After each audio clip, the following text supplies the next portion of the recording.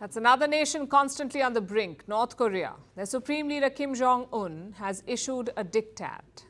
He has asked the country to quote-unquote accelerate war preparations. Again. The announcement came during North Korea's annual review. The Hermit Kingdom's leadership is looking back on all the work done in the past year. They're holding meetings to plan next year's budget and agenda. And this meeting is where Kim issued the war readiness order. He says the preparation is necessary because, and I'm quoting, because of unprecedented confrontational moves by the US.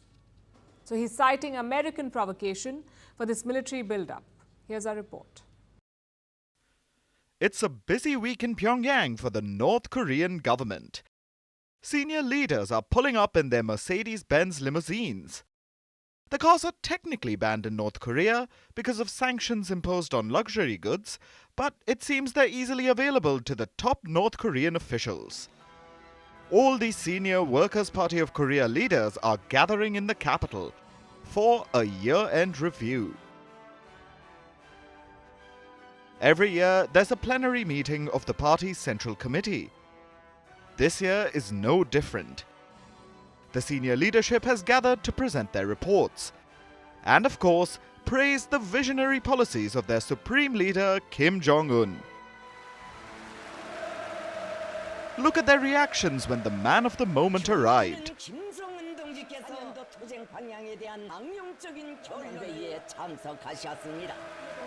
The excitement and the devotion. Kim had to wave to them and tell them to settle down.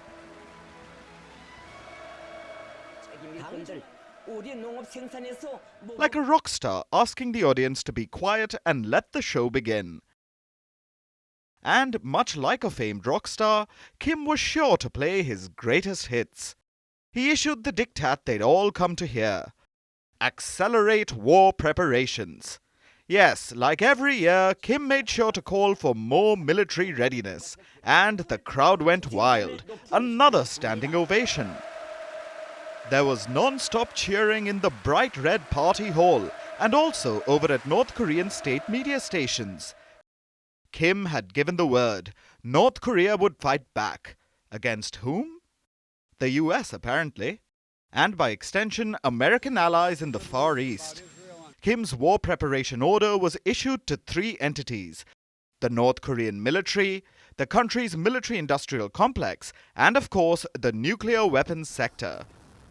Pyongyang has been making big strides on that third front. Last week, the country had test-launched a new intercontinental ballistic missile, the Hwasong-18. The nuclear-capable missile can reach any corner of the US. That's what Japan and South Korea are saying. The 2 American allies have been quite worried since last week's launch. South Korea has even begun military drills, just in case Pyongyang decides to go for a surprise attack. Kim Jong Un didn't seem too concerned about his southern neighbor yesterday. His eye is on the big prize, the overbearing Uncle Sam. Kim plans to work with like-minded allies to counter Washington. He said he would expand strategic cooperation with anti-imperialist independent countries. Most likely, that means Russia. Kim met with Russian President Vladimir Putin earlier this year. He's been accused of selling weapons to Moscow for use in the Ukraine war. So expanding that relationship is a logical next step. According to reports, that will also help with North Korea's luxury car smuggling. Clearly something that's important to the ruling party. Kim's cheering officials do seem to like their Mercedes Maybachs. Maybe those were discussed during the meeting as well? It was, after all, about Pyongyang's plans for 2024.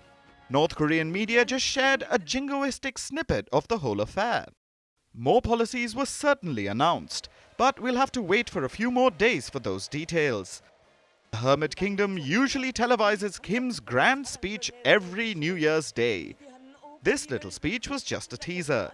There's a lot more to come.